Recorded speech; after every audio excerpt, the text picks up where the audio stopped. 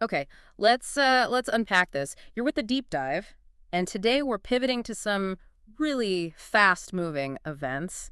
India's airstrikes on Pakistan and Pakistan-administered Kashmir. Yeah, it's breaking news territory, really. Exactly. And this comes right on the heels of that terrible militant attack on tourists in Kashmir last month. It definitely feels like we've entered a new, more dangerous phase. And what's striking, I think, is that we're looking at this almost in real time. Our insights today, they're coming directly from those first reports. Right. We've got transcripts from BBC News, Right. Sky News YouTube channels, Mm-hmm. getting those immediate accounts, from both the Indian and the Pakistani sides. Mm-hmm. And there's also a little bit of international reaction, a quick comment from former U.S. President Donald Trump that an Indian news picked up. Okay. Now, just for some quick context, and many listening will know this, the relationship between India and Pakistan, it's complex. It's deeply rooted, often volatile. Mm-hmm. Nuclear powers, too. Mhm. Nuclear powers, absolutely. And for decades, the core issue, or a core issue, has been Kashmir. Both claim it, both control parts of it.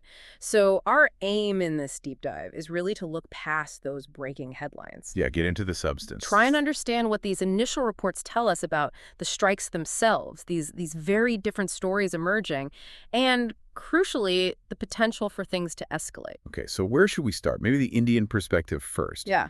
Based on those BBC and Sky reports coming out of India. Good idea. So the core claim from India is that they launched targeted strikes. They're saying 9 locations identified as militant sites. Inside Pakistan and Pakistan-administered Kashmir. Correct. And it seems important the Indian government stressed these were specifically against militant sites.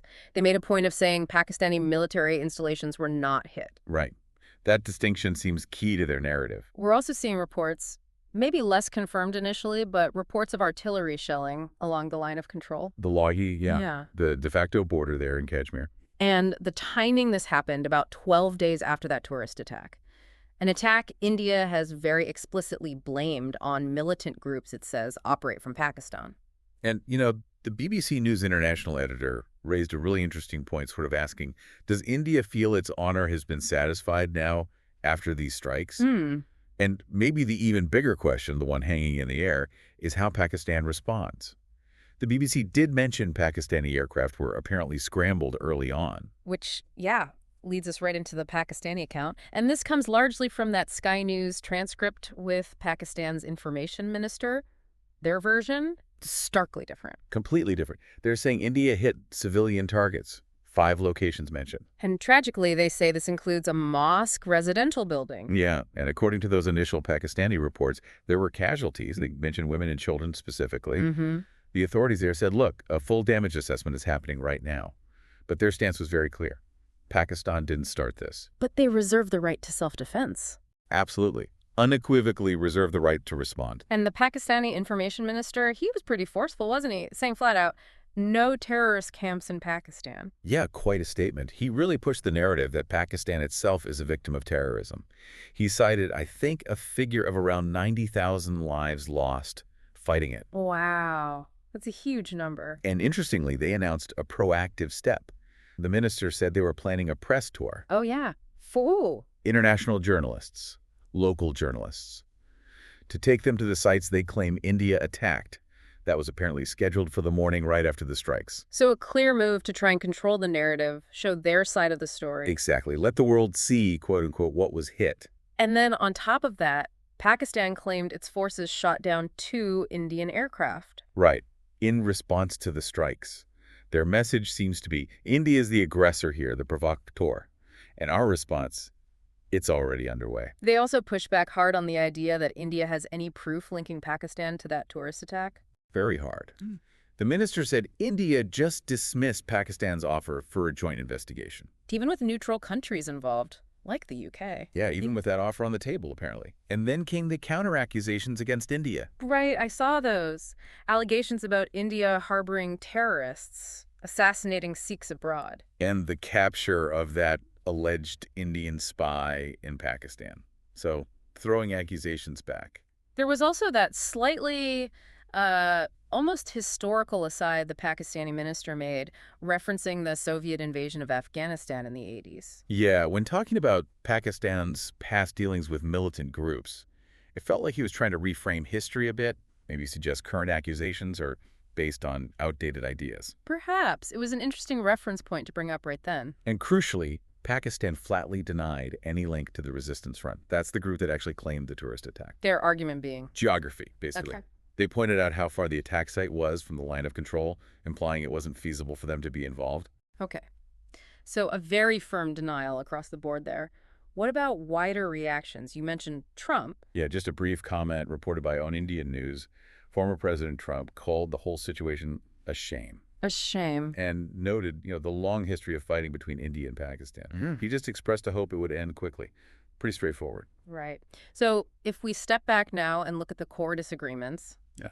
they're huge, aren't they? Massive. Right. You've got India saying purely militant camps, Pakistan saying, Yeah. no, civilian areas, a mosque.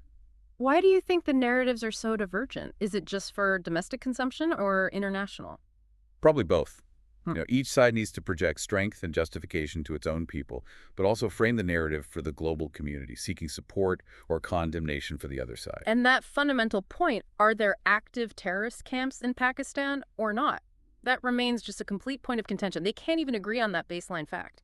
Exactly. Mm-hmm. And so naturally, their reasons for this escalation are totally different too.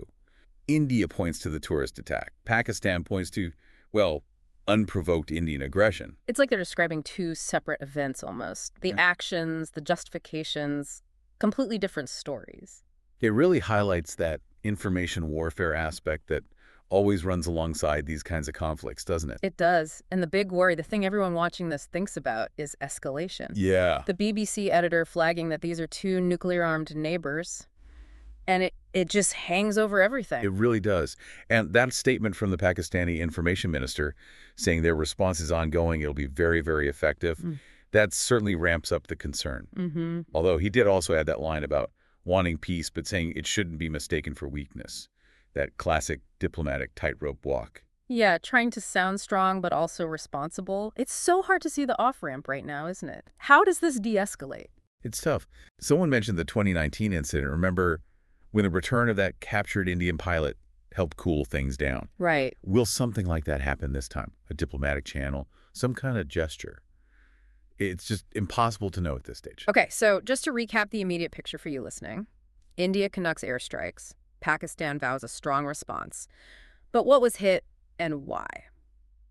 The two sides are telling completely different stories. And these aren't just minor disagreements, they're fundamental contradictions. The implications, well, they're huge. Yeah. For the region, obviously, but given the nuclear status, for the whole world, really, the stakes are incredibly high. So it leaves us, and you, with a pretty heavy thought, I think. In a situation moving this fast with such conflicting information, what should the international community be prioritizing right now? Yeah, and maybe thinking about history. Yeah. Are there any patterns in how India and Pakistan have handled crises before that might give us a clue about what comes next? Yeah. Even when their current stories are just pulls apart, something to mull over?